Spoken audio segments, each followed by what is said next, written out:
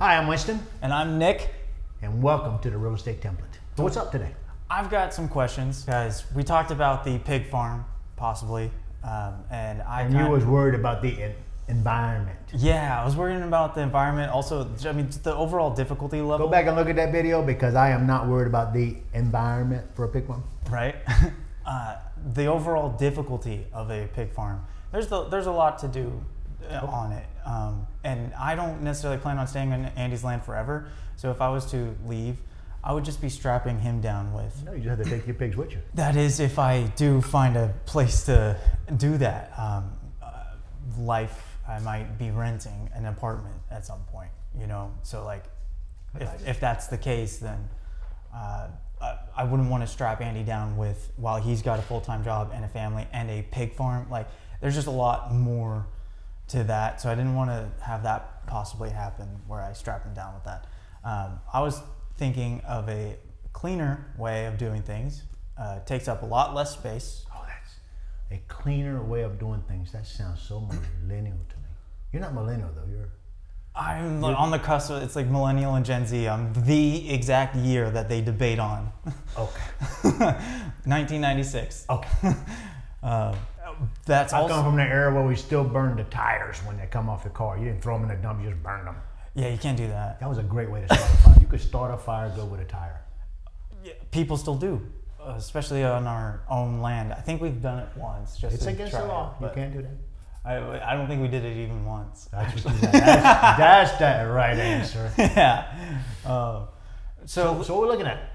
My idea is hydroponic tower farming. So I could take it to farmers markets. There's a lot of farmers markets, especially as a proof of concept here with one tower. So this is a real estate investing podcast. Absolutely. Is this going to eventually link back to real estate investing? Yeah, this is. Okay, so don't shut it off when Nick talks about hydroponics. Yeah. Don't shut it off. Just let's hear what he says, and we will debate this issue. You're right though, because my why is eventually getting into investing in real estate with rental properties or building a house, anything like that. But I need some supplemental income to accrue what I need as a down payment to be able to make these types of moves. Okay. So my method of doing so, on top of just working and whatever we've been able to do, and my clients, also having another thing in order to take it over the edge, so that I could actually accumulate an extra $20,000 a year. Do you have a client right now that's doing this? That you're working with? Yeah. Okay. So I got 2 filmography jobs. So, and then I also pick up other jobs for businesses, just doing instructional videos. I'm just validating you're not speaking out your butthole. You're speaking that there's some stuff backing up what you're talking about. Absolutely. Okay. And then, so this is something that has to fit certain parameters of my time, my own knowledge, my capabilities, the space, and then how much money it can make, and hopefully be scalable, so that I could get to $20,000 a year extra just selling at farmers markets, kind of every weekend or every other weekend, something like that. So this episode may really interest you out there that are green earthers. Yeah. Is that a term? Green earthers. Sure. I like it. No, I used to love that movie Green Acres, TV show Green Acres growing up. Oh, really? Yeah, you would know what I'm talking about. But I have no idea. Yeah, it was a good one. It was a TV show? Good little TV show. Like kind of corny in today's world, but it was good back then. When was back then? Okay. We'll talk about that a little later. Probably get a little bored with that part. Gotcha. So a hydroponic tower kind of looks like this. And that's PVC pipe at the top, right? Yeah. I've seen them on the internet and stuff like that. Yeah. So they've got these holes and that's here. water in the bottom. There's the water here. Now, they grow broccoli or lettuce out of these, right? And you can kind of yield a lot out of a tower. And this is only, a couple feet, maybe like 5 feet or less, depending on what you actually get. So I think that this is a $800 piece of equipment. We're just gonna leave that for there. one. For one. For one tower. For one tower, costs $800. Okay. I was going to add probably about $200 for any extra setup that I would need for nutrients for the water, because it's not just water, it's actually a solution that helps these particular plants grow. So I have some control with the solution of water, whereas if I was just planting in the ground, I don't really have control over how much nutrition's in the ground, already in the ground, and it's a lot harder to get a consistent yield, and especially if it turns into a business where I have X amount that I'm trying to produce at a certain quality level. This mitigates a lot of my risk on what my end up yield is going to be. So for $1,000, right? This is $1,000. That's the full on investment. Okay. How much money per month can I make on one tower? Certain lettuces can be 4 weeks to yield $300 at a farmer's market. How many times do I have to go to the farmer's market before I pay for my $1,000 So you're saying asset? if you filled that up with lettuce, all the holes had lettuce coming out of it. Right. 4 weeks later, 4 you would weeks be later. able to yield $300 worth of sales. Mm-hmm. What about the cost of the nutrients and stuff? Right. So for each grow, that $200 would be spread over a couple of grows. Okay, so we got to take $100 off of that $300, so that makes $200 in profit, or no? Yeah, I would say all expenses of the sort for each 4 weeks is probably about 100. So about 100 on expenses, okay? So we made $200. Okay. That 200, how many times? We'd have to do 5 weeks. And then we fully pay off our $1,000 investment from the very beginning. Then we're in profit from there on out on that particular asset. But the $200 will continue to grow. The $200 profit every 4 weeks. Correct. Okay. So what that will yield is $2,600 a year. Yeah. Per station, because there's 13 4-week periods in a year. We discussed that earlier today on talking about interest rates. Yes. So 13 times 200 would be $2,600 a year. 2,600. Now that is not taking any labor or anything else into consideration, correct?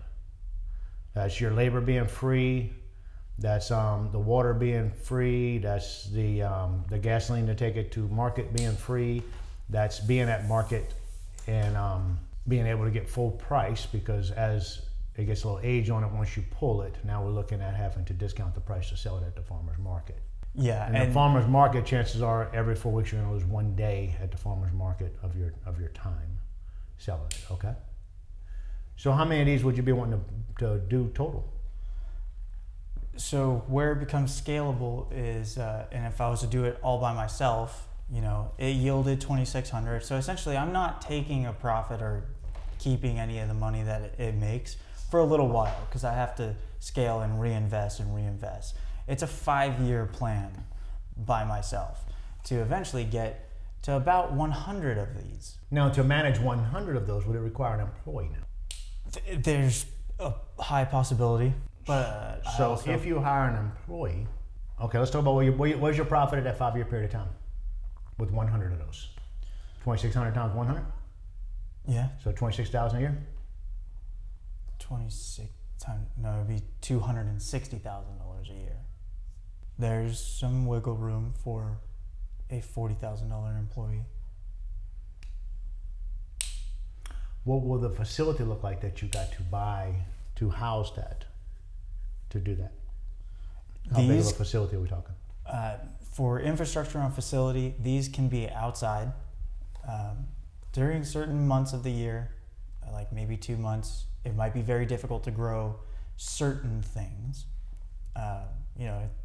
What can grow at 18 degrees Fahrenheit? Not very many things. They kind of lay dormant. They don't die, but they lay dormant. So the 200 may drop in the wintertime, right? Where especially in Tennessee, because we have a couple months that are extremely not extremely cold, but cold enough you're not going to grow a whole lot outside. Exactly. So if there was a warehouse in an indoor facility, then we wouldn't have to worry about that. But these can be outside. But then you got to heat that facility, and yeah, there's a bunch of expenses when it comes to if it's not a greenhouse environment, then you got to light it and other stuff. Okay. So yes, there's a crap ton of infrastructure on that end. Okay. If you were to go into a house, give us your input throughout the video. You can comment on this video, on this 3 or 4 times throughout the video, and let us know, hey, at this point I feel this way, and then that may change a couple of sentences later, and we'll talk about it again. Mm-hmm. So it's kind of cool. So that would turn into a full-time job for you and a full-time job for somebody else. So what I look at is I look at vehicles got to be purchased to go to farmer's market. This has to be purchased. That's got to be purchased. And I'm not going to say that can't turn into a good business. How would that be any different than just being a farmer and just planting it in the ground? Well, for the very beginning, I guess. Maybe it doesn't get all the way up to 100 or so. Maybe it is just a way to make an extra $5,000, $10,000 a year.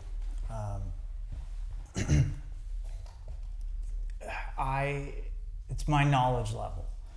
Using the dirt that has never been planted on before is a difficult thing to just start up.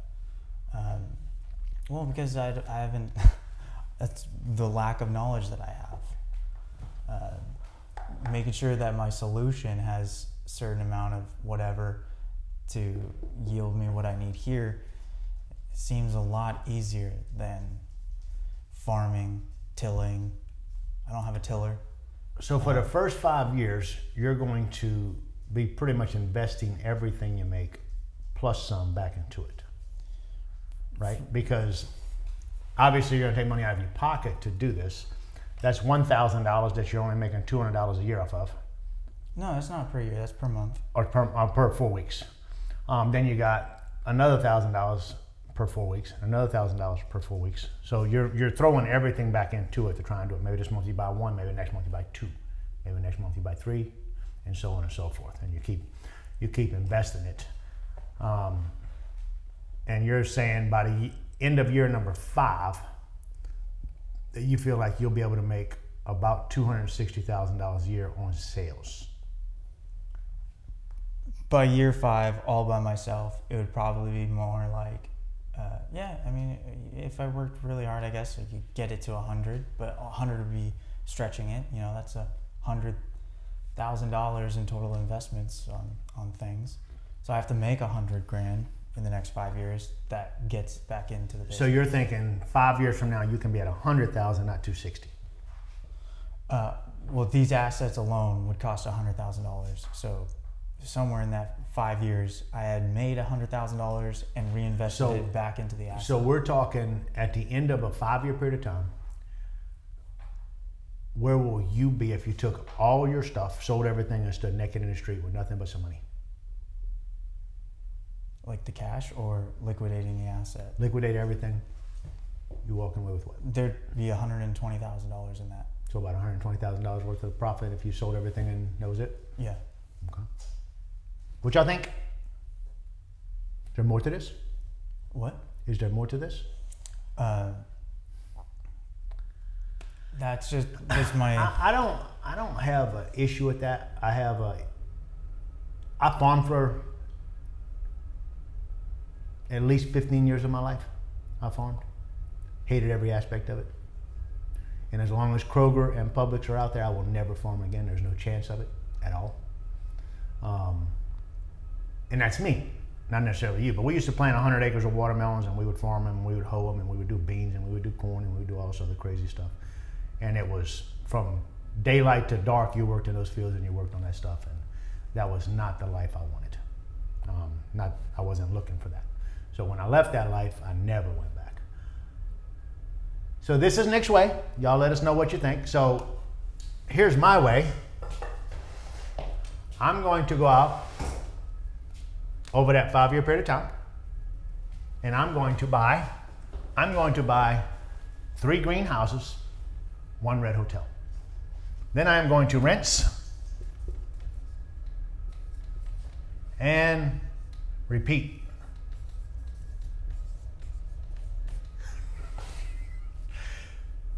Different concept.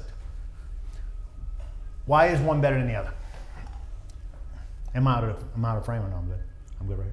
Right. Why is one better than the other? I mean, I would get into that game if I had 40, 90 grand to get into that game. So, Nick said he will get into that game if he could get 40 or 90 grand to be able to get into that game. How many people you think watching this video is thinking the same thing? Probably a few. Most of them, right? Yeah. I say most of them. So what is the solution? So to go out, I got a house under contract right now, right? For $170,000. So if I got a house under contract right now for $170,000 that will rent for $1,800 a month, can you find a house right now for $170,000 that will rent for $1,800 a month? Can anyone watching this video Yeah, do they're the out same there. thing? They're there. Are they easy to find? Probably not, no. No, you have looked and looked and looked. They're hard to find. Yeah, They're hard to there's find. not very many sub $200,000 houses that are But the livable. more people you talk to, this $170,000 house I'm buying, did I go out and find this house? Yeah. No, Oh. I did not. Somebody that knew I buy houses called me. So as you're out there talking to different people saying, hey, I want to buy a house, I want to buy a house, I want to buy a house. As you're out there trying to do that, you are going to have people that have your number, and eventually they're going to call you and they're going to reach out to you. And y'all can do the exact same thing. So I got a $170,000 house I'm going to buy, and let's say I want to finance it. So the bank says you got to put 20% down. What's 20% of that? I don't know. I have to get a calculator out. Looking about 30,000. Let's see, 34,000. So I got to come up with 34K to buy this deal. Where do I get 34K? Well, that was kind of the plan a little bit for this. I mean, things would get scaled to a certain extent. Yeah, but we're 5 years out. I don't have 5 years. I'm 56 years old. I'll be 61 in 5 years. But I think I would have once I get about the 34,000 or something, you know, maybe the next investment is going straight into, you know, I do have to scale this for a little bit, but like a year or 2, 3 years later, I have the 34 that can go into a house. Okay. How hard is it to come up with $34,000? I mean, some people will never do it. Most people will never do it. But how hard is it really? I mean, it's not easy Why is it not easy? because, like, it's just not. I could go to work every day and get off work, get in my truck and Uber the next 4 or 5 hours of the night. And I could very easily save up $34,000 in a year doing that. Uber on my weekends, Uber on days off. I sacrifice my time for money. And then eventually my money makes me money. I could offer my grandfather, 8% interest if he'll let me borrow the $34,000. So he lets me borrow the $34,000. I do it. I pay him his money. I make the property where it'll cash flow. And I think the property will cash flow with that. If I was paying him 8% on that, you could still make a cash flow. And if it cash flowed, now I might not be making a ton of money, if any money, on my cash flow of the property, but I am making 10% on appreciation. I am not paying tax on a profit because I do get to use the depreciation on that. So that eats up my profit off of anything if I had it. Plus it combines too, so it builds up, and whenever my profits get better, it's still there. I don't lose what I don't use. Then I get my principal reduction, which on that note would probably be about close to $4,000 the first year that I would get. I would make that $4,000 also. Whose money's invested in it? Grandpa's, not mine. Is Grandpa happy? He's getting 8% return on his investment. He's happy with that because is he guaranteed that at the bank? Is he guaranteed that in the market? No. There's a lot of people pulling money out of the market right now because they're scared to death in the market. So they're going to sit on that money. I have somebody that's a friend of mine that just yesterday they found out that interest rates are supposed to be going down in the next couple of weeks. So if interest rates are going to be going down, then the CD market is going to go down also, right? So if interest rates drop, the rates, CDs are paying like 5% right now. CDs will drop down to 4% or 3%. So he went and put his money into a CD, a 6-month CD, 7-month CD, whatever, for 5% so that he could make that percentage off of that because he's worried about it. So if he was willing to tie that money up for months at 5%, would that same person give you that same money for 8%? Yeah. Yes. Well, can y'all do that exact same thing? Absolutely, you can. You can. So we get that $34,000. We get that house. Now we're making more than $20,000 a year off of that house. How much did we sacrifice? If Grandpa gave me all the money, I didn't sacrifice anything. Not even any time, really. If I have to go back now, if you can agree to do that for 3 years before you pay Grandpa back, 3 years from now you do a cash out refi. Your rents have went up 3 to 5% every single year for those 3 years. Now you got enough money to cash flow to pay him off completely, and you still have a little extra money, and then go do it. You do this on year number 1. You could do the same thing on year number 2. How much work is in this right now? I'm gonna tell you right now, this house is in great shape that I'm looking at. This house we're talking about for $170,000 needs nothing at all done to it at all. So for me, I can do that deal, and when that deal is done, and I'm gonna put a $500 a year maintenance fee on that I'm gonna pay. I'm gonna include it in my numbers when I run my numbers, and in the end, I got nothing. My money is making me money. Grandpa's money is making me money. I don't even have any money invested in the deal.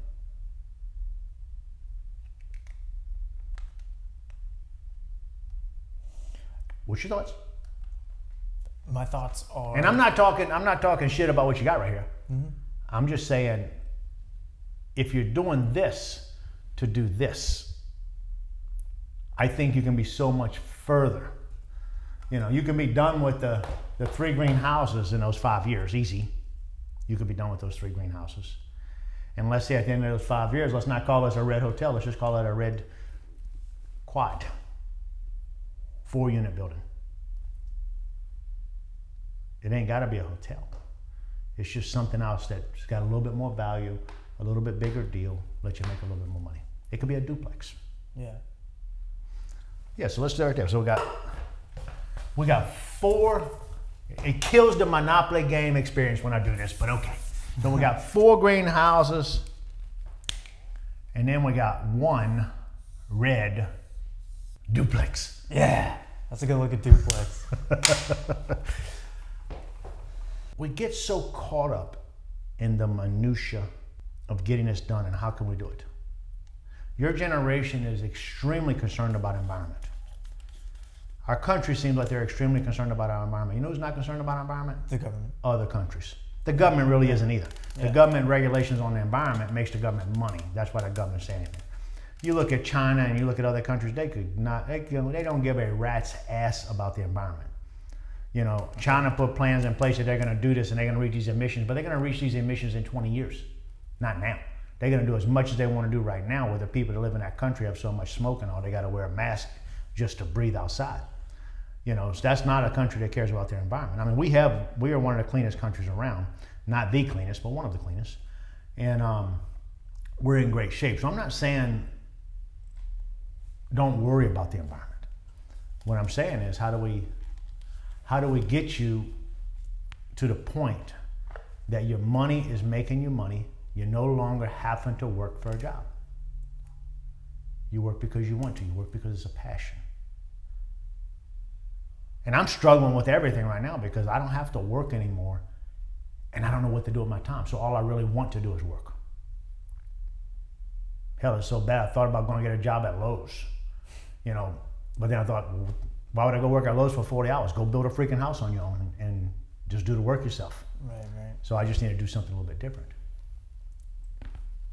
Yeah, my older brother and I had a conversation about kind of like that. What would you do if, you had $10 million or something and you make $17,500 a month and very consistent, and like you don't need to do anything anymore? Kind of like what you're talking about. It's a big question. I don't have an answer. But I think my biggest obstacle on this is, even if grandfather loves me, why does he think that I'm capable of buying this house, using his money, being on top of making sure it's rented, and like, I've never done it before. Why does he think I'm capable? Why would he trust that? Why would Grandpa trust you? Good answer, good question. I think one thing is for sure, any and all of our relatives want us all to be successful. If Grandpa has the extra money for that right there, and you show him a house, and you say, I'm paying $170,000 for this house. You take him, you show him the house, he looks at the house. And you say, Grandpa, until I pull your name off of it, I'll put your name on the deed of this house. So it's your house and his house, okay? You got the loan, Grandpa still got his name on that deed. Or maybe you do a promissory note tying it to the deed for him. Whatever you got to do as far as the bank is concerned for that. Does he have any risk? I mean, yeah, he's putting the control or just the management or the oversight, the eyeballs on me. And I could fail. Okay, so the question is the house truly worth 170 or is it worth 140?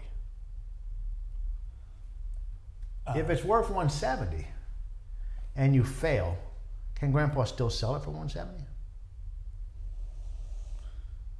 Yeah, I guess so. He can still sell it for 170. He can still get his money out. Is it going to be easy? It might be a little bit more work.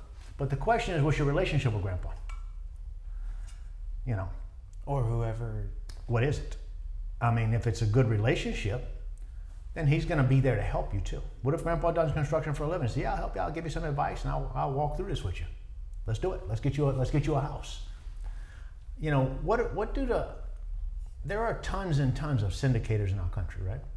So syndicators are people that go out and they'll bring in a pool of investors to buy an apartment complex, an office building, maybe even just a house. You know, maybe they bring 5 people in, and maybe they bring 500 people in to do a deal. And it works on both scenarios. You know, most of the buildings, the high-rise buildings you see in your city, they were bought by a large group of investors, all pooled their money together. They built the deal. They may have went a couple of years with not making any money, and now they're making some money. Then they do a cash-out refi. They get paid off. They're still in the deal and hanging on.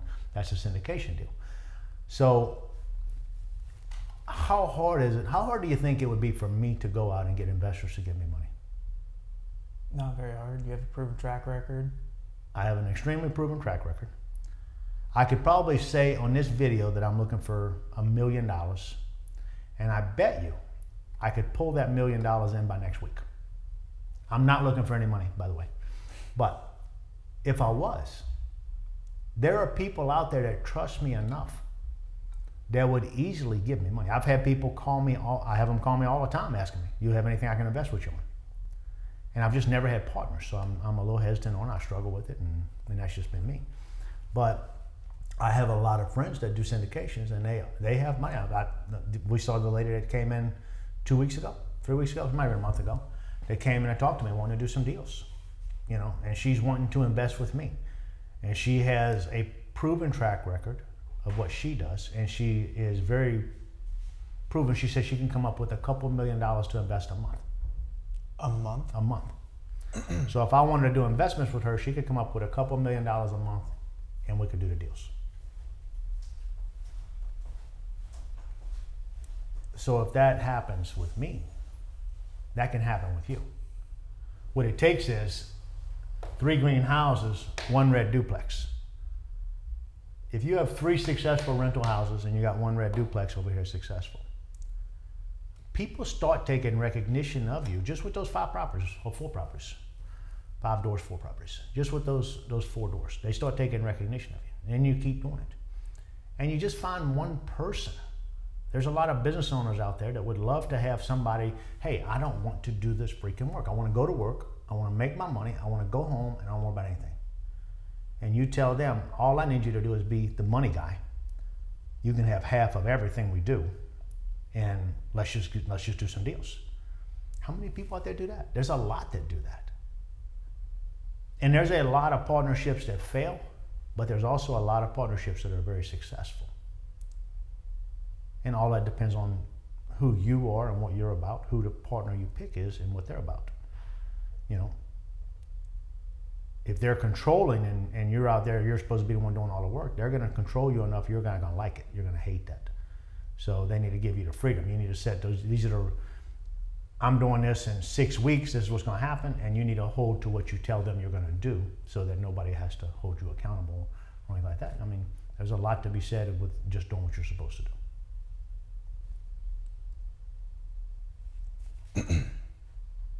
Comments? Questions? Comments? Questions?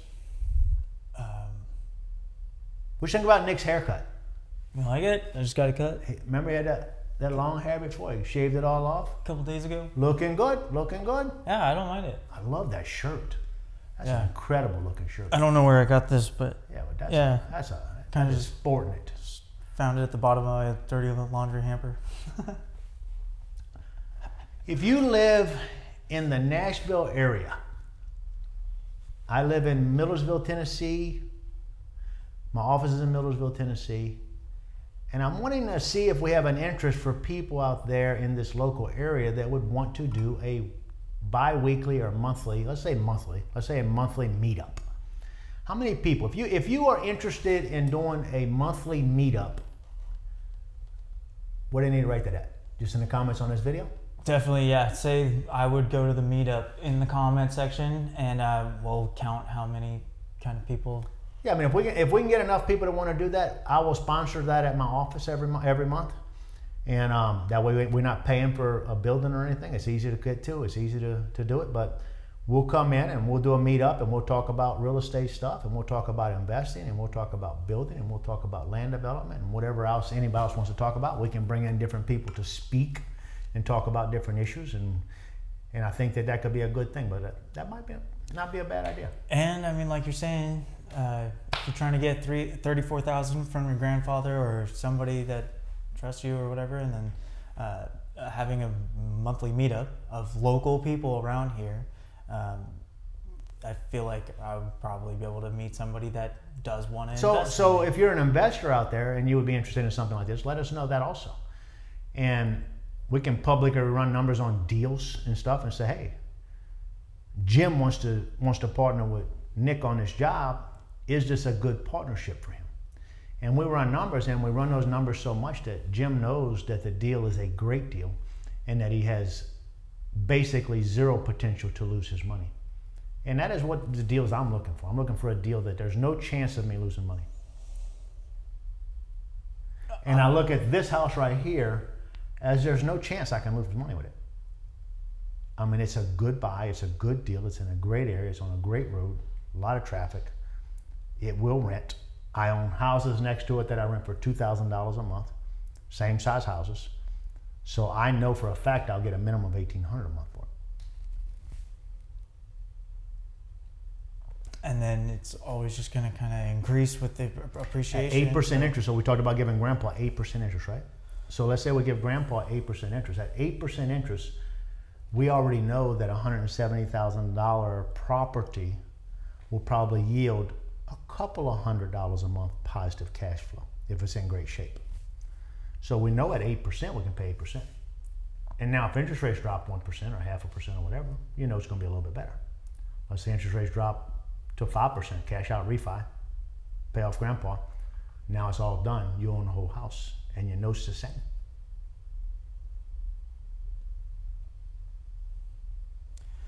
Don't make life more difficult than what life is. Simplify it, go down to the basic steps of how you want to do things and how you think things should roll, and do it through the basic steps. Rinse and repeat, rinse, repeat, rinse, repeat. We do not have to reinvent the wheel. Now, if hydroponics is something that Nick wants to do because Nick has a passion for something like that, then that's fine. But if Nick is looking for this to build his portfolio, I would skip that. I would go straight to this. But if Nick wants to do that, then do that and find a way to do both of them at the same time, and maybe they can actually offset and help each other at the same time too. Maybe the houses help this part. Or this is just a hobby that ends up actually absolutely, a slight profit. I mean, but you know, there is no right or wrong. Well, there's a lot of right answers. There's not a lot of wrong answers out there. I mean, get your goals set, get what you want to do, understand it, and just do it. The worst thing you can ever do is sit on your behind and a year later you still don't have a single piece of property. That's not good. I can't tell you how many people I've talked to for more than 10 to 20 years that have told me for 20 years they want to get in real estate. But for 20 years they have still never bought even one property outside of their personal residence. Yeah, that's a long time. So how do you fix that? You can't fix it because they are not willing to sacrifice. The juice is not worth the squeeze. The time they got to put into it for the money they get out of it, they do not feel like it's worth it. Why else would somebody not do it? There is a lot of work to it, and they might not have the complete knowledge or the right property management, and there's a lot of stress to it. So you do a $170,000 house, rent it out for $1,800 a month, and let's say you're making 8% year one.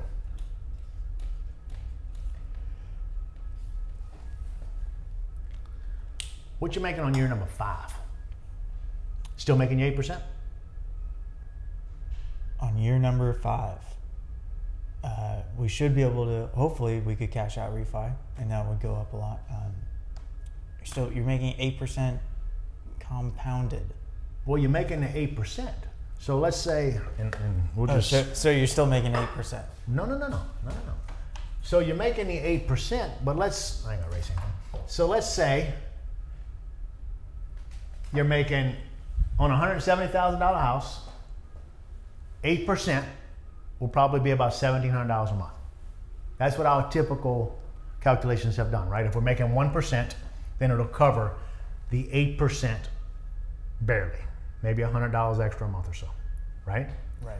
So if we were only getting $1,700, is 8%. What are we getting on year number 2? Rents lag construction, right? Right. Rents lag appreciation.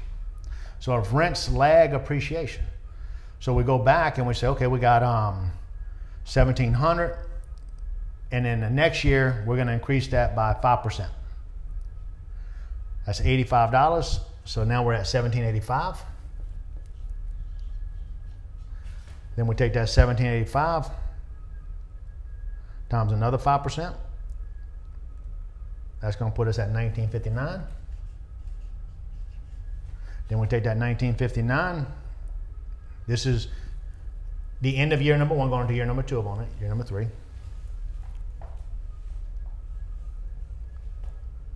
I'm sorry.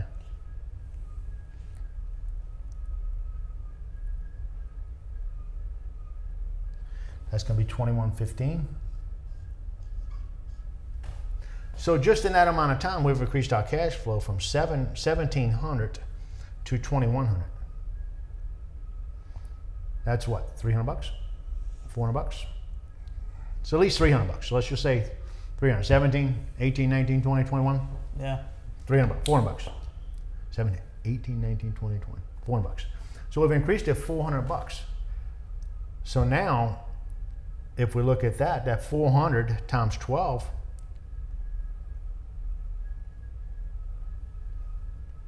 we've increased our cash flow $4,800 that year. So if we said we were making 8% off of that, I would guarantee that number is going to be closer to 13% at that particular point in time. Because once you equate that 5% This compounds. compounding on the rent, That compounds. your normal, the 8% is still off of like your investment. So the 8% right here is return on investment.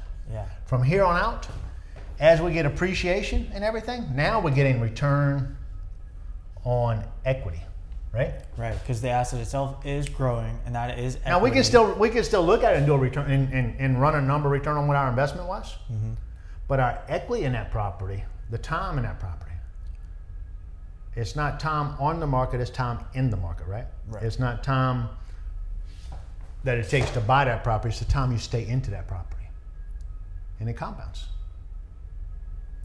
At 8%, how long does it take to double your money? That sounds like a good 5 year. 9 years. 9 years. So at 5%, oh, that was at 5%, right? Was that at 5%? Well, it's like 7% was like a. Hold on. No, at 8%. You double your money. You double your, I don't know what's going on with my phone. 72 divided by 8 is 9 years. So every 9 years. So at 8%, you double your investment every 9 years. So the property value becomes double. Now, are you going to be able to achieve the same 8% or that number's going to go up, but are you going to achieve the same thing? You're going to probably double your money or double the rents every 12 years or so, because they're going to double at a little smaller rate. 5%. Now you may, I mean, because we had a couple of years ago, rents were going up 12%. You had people going up 12 and 15% on the rents to catch up. So it should be the same as the 8% if that's what the appreciation is, but it may fluctuate a little bit. But either way, it goes up year after year after year. This is your money making you money.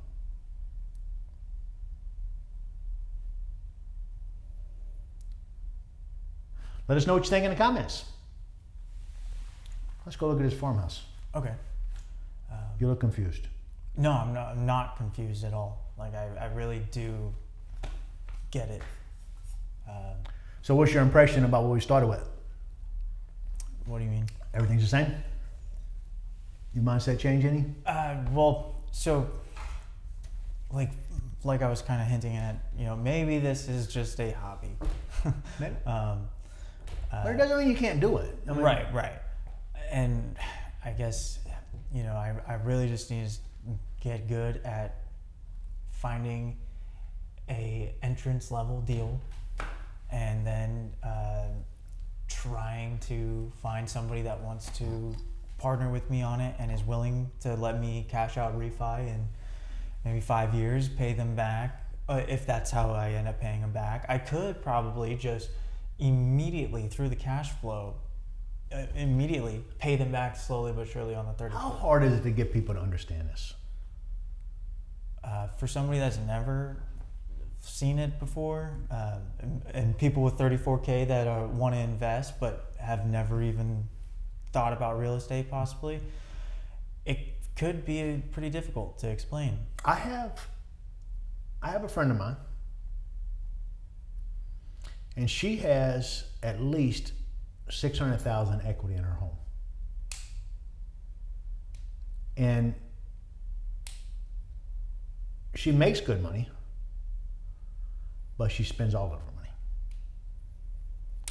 So you look at the future and what's going to come in the future when you don't make as good of money as you're making right now. What happens? What happens when people make a great paycheck and then they retire? Now they drop from maybe $5,000 to $10,000 a month in income to $2,200 a month, and that's all you're gonna get the rest of your life. Right. Maybe a little bump here or there, but that's it. How do they have to make an extreme lifestyle change to survive in that market, right? Yeah. Is that what you really want? No, not at all. Because all of us that work for somebody else all of us are gonna eventually make a change and say, you know what, I'm 60 years old, I'm 70 years old, I can't work like I used to, I just don't want to. And you figure, I'll live on a lot less than what I used to live on. That's all I'm gonna do. And that is fine. But this young lady that I'm talking about that has a $600,000 equity in her house, I told her, I said, pull the equity out to build another house. I will build the house for you for free. Just pull it out. If you want to partner with me on a deal, we will partner on another piece of land that I own, and we will build the deal, and I will do it all. You put your money into it. When we finish the house, we'll do a cash out refi, pay you off 100% of your money. You have nothing left in that deal. No money at all, but you're still making money. But we've talked about that forever, and it's never happened. Really? it hasn't happened because she's still very comfortable in her environment. She has not hit a point in her environment yet that says, oh, hell, what am I going to do about this? Gotcha. And typically when you get that oh, hell moment and you're trying to figure it out, it's too late. It's too late. And it's too late why? It's too late why? Because time in this housing market is so much more valuable than the time on this housing market. You got to get in it and you got to let that money compound. We've talked about it long enough, her and I have talked about this long enough that she would have already doubled that $170,000 worth of money. But yet she still has not done it. How many of you out there are on that same fence? You want to do it. You watch these videos. I used to go to classes with people for years. And every single year they would, or every single month, we would end up at a class. And this, when I'm talking about a class, we would fly to Texas, we would fly to Seattle, we'd fly to Arizona, we'd fly somewhere else, a different state. We would spend $400 a night in hotels because they always had nice hotels. We would pay for the event, and we would pay for everything else, food. You know, I went and had 2 glasses of wine last night with my wife. And those 2 glasses of wine with my wife was over $100 for 2 glasses of wine. Dang, $50 each for a glass of wine. Wow. A glass of wine. So that's a great mindset. And I can go pay $100 for a glass of wine because my rent pays for that glass of wine. I'm not even paying for it. I make rental income that pays for it. I make no money outside of rental income. But my assets are making me money. So if things are that expensive and going up that much, how do we fix that? We fix that by realizing maybe I don't need that $100 glass of wine right now, or 2 glasses of wine. Maybe what I need to do right now is invest some money and make that money make me money. And then I'm going to enjoy that glass of wine. Maybe I don't need that brand new Corvette right now. Maybe I need to live in a world where I drive my old beat up pickup truck for a little bit longer and let my money pay for that new Corvette. Robert Kiyosaki's book, Rich Dad, Poor Dad, great book to read. It'll explain that concept in it on how you take your assets and let your assets pay for your pleasures in life. So I need to find somebody that's willing to give me about $34,000 to $50,000 of down payment money at a 8% rate of payback. And so I have never invested with people before, so it's kind of hard for me to talk about this. But I have a lot of friends that have invested with people. A lot of friends. Most of my friends have invested with other people. And most of the people we deal with in real estate have invested with other people. I'm just saying I haven't. But I can tell you that without exception, not one person that I talk to about investing in real estate ever says they're worried about finding the money. Everyone says if you have the deal, the money will come to you. It is easy to find the money once you have a good deal. And if you go to any real estate seminars, if you go to any real estate meetup groups, if you go to your RIA that's in your state or your town, your city, you go to those RIAs, you will always have people that will tell you the money is not your problem. You are hung up on this money thing. I am personally hung up on the money thing. I don't have enough money to do this. And we just talked. I just told you I can go grab money anytime I want to grab money from people. right. But I've been hesitant to do that. I don't want to do that personally. And that's why I haven't done it. I don't have to do it at the moment, so I just haven't done it. But if you have to do it, then you have to do it and you figure that out. You find the deal, the money will come. Okay. You find the deal, the money will come. It will come. If you go out and you look at wholesale sites on Facebook, you ever look at wholesale sites? Lease option sites? Yeah. So you can go on Facebook and they have pages that are dedicated to people that do wholesale deals. They have pages that are available to people that do lease options. And as you're looking through that, there are always comments on different people's posts. Do you need money? Do you need money? Do you need money? I'm looking for a deal to partner with somebody. I'm not looking for a deal to do on my own. There are a lot of people out there. And you can find those on different Facebook groups. You can find people that are looking for money. Looking for money or looking for a Or property? people, well, you find people that are looking for money, and you find people that are looking for a project to invest in. Yeah, 'cause I need somebody that wants to partner on that. Hey, if y'all would, write something in the comments on that. If you've seen some people out there that have money and they're really just looking for somebody that's got a good deal that they can invest in. They're there. They're there. How would I, get that deal? In a sense, it's like, it's just find it on Zillow, find it on the. So let me ask you a question. You and I have been doing this for a year and 9 months now, right? Mm-hmm. So how much time do you spend right now looking for a deal a week? Not really much. So how are you going to find a deal if you don't spend any time looking for a deal? I used to spend 6 hours a day. It's just because I decided, like, for now, like, that's not what I'm trying to do right now. Okay. I used to spend 6 hours a day looking for deals. Yeah. I was on Zillow all the time. I was on Redfin. I was on every site out there looking at stuff. I was looking at stuff on Facebook. I was looking at articles from people that they were writing. I was looking for anything and everything I could find to do it. It's not a deal that's going to come to you. It's something you're going to make happen. Then you're going to have to sacrifice time to make that happen. Yeah. Do I have to get it under any? It's like me. I want to learn Spanish. You know, I'm looking to plan a trip to Medellin, Colombia.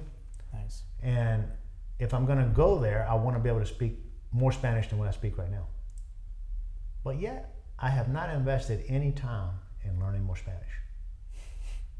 Hey, it's hard. Is it because I can't learn Spanish? No. No, it's because I'm not willing to put in the time to learn Spanish. Same concept? Right. Same concept? Kind of. The thing is, I could search and search and search and search and not find anything. Whereas you can study, and you will Did learn y'all something. just hear Nick say he can search and search and search and can't find? I just had somebody give me this deal for free.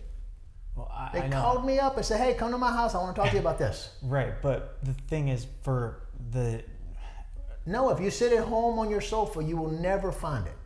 You have to go meet people. How many of the RIA groups have you been to? it's long shot. It's not a long shot. It is not a long shot. Really? No. That's a hit. But that's why people go to work, because they get paid for their time. Whereas It's a lot of this easy. is like No. It's easy to go to work and stamp a clock and get a check every week. It's easy. yeah. But then you get caught. Why in the world did you quit working for AT&T? Well, because it was annoying. Okay. But you were sick of punching that clock, right? Yeah. You were sick of punching a clock for money. Yeah. So all these people that are out there punching a clock for money, and they might make $1 million a year, and they might make $20,000 a year. I don't know what they're making. But most people get irritated punching that clock trying to make money. But they're still not willing to do what it takes to have to quit punching that clock and do that. Now you took your first step on that. You started doing the videography stuff that you do. You picked up more clients. You're doing that. The next step is to figure it out whether you're going to follow a path of buying another business and you managing your own business at that point, which you got a job at that point, or are you going to go with the real estate part, which you somewhat got a job, because it's not all passive income. There's some active stuff that's got to go in with it also.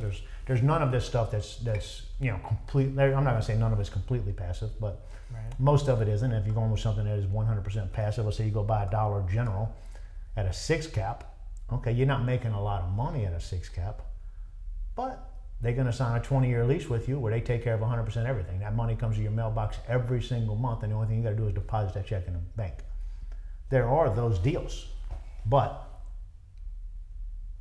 I think that's probably where I could be in my life right now. I could sell all my properties off that I have a lot of active time in, and I could go buy something like Dollar Generals and stores like that would give me a 20-year yield. 20 years from now, I'll probably be dead. So, it would cover me the rest of my life, and my kids will still inherit the properties. But what they're inheriting is not what I want. Yeah. Just think outside the box. Think outside the box. Listen to these videos more than one time. There's so much truth in all of this right here. And it is not easy. This ain't easy. If it was easy, you would have already done it, right? You and I have talked about several properties. We haven't looked at properties. Yeah. We've talked to people. It's not easy. And I haven't not. But that's why people quit, right? Yeah. That's why the competition is so small, because it's too hard, too much time, too much this, too much that for other people. This is not some video of somebody out there telling you, real estate, you're going to be a millionaire in 5 weeks, 3 years, 12 months. I'm not telling you. I'm going to tell you, you're going to get out there, you're going to work your ass off to achieve what you achieve. The harder you work, the faster you achieve it. If you're not willing to work, don't jump in this game, because it is not a game for weak. It's a game for somebody that's got enough strength to get out there and bust ass until you don't have to. And make that money make you money. Yeah. I guess I'm also just kind of annoyed at how many fruitless nights How what? How many fruitless nights in a row that I've spent trying to do something of the sort. So it kind of got annoying.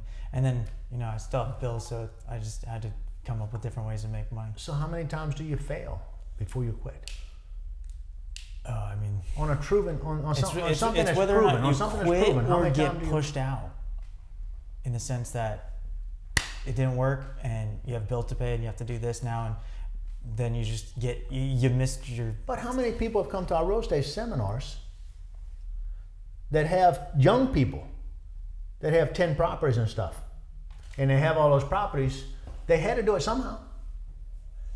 Yeah, you may have 100 failures. So what? Different. All you need is one success. Yeah. The failures don't matter. One success. Just one freaking time. One freaking time. That's it. But if you don't go out there and beat them doors, you're not going to find it. It's there. And I'm telling all of y'all in this video, it's there. Nobody's going to come knock on your door and say, you want to buy my house? Unless people know that you buy houses. Once they know you buy houses, do you have a chance? Yeah. The more people that know you buy houses, do you have more of a chance? Yeah. The more you get involved with your community, the more you're going to get opportunity from your community. The more you get involved with your city, the more opportunity you're going to get with your city. Because they always have stuff that's coming up. If they know they have an investor that's looking to buy a piece of property, then they're going to throw it at you, because they just want to sell a piece of property. I have people call me all the time. Do you want to sell this piece of property? No. Do you want to sell this piece of property? No. I had somebody this morning, you want to sell this piece of property? No. They still calling me though.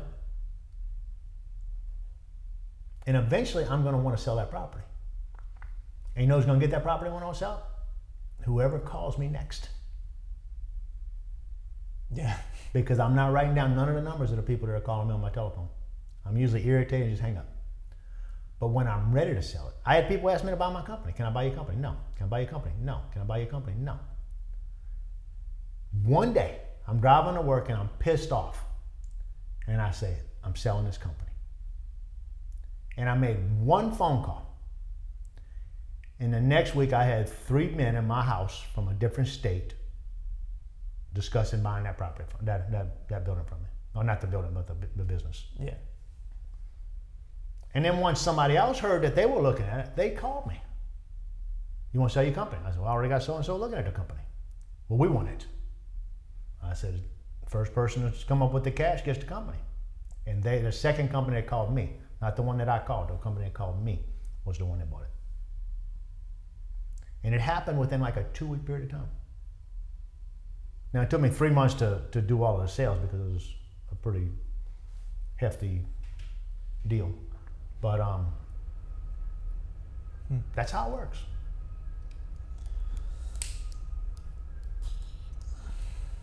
You're healthy, right? And you're healthy until you're not healthy anymore. But typically, once you're unhealthy, maybe it's something that you can't correct anymore. But had you stayed healthy the whole time, you would have never gotten sick. So you want to change it at this one particular moment in your life, and it's too late to change it. If you want to get healthy on your finances, now's the time to start. And it's not going to automatically be something that's going to happen in 2 months or 6 months. But it might happen in 6 months. It might happen in 2 months.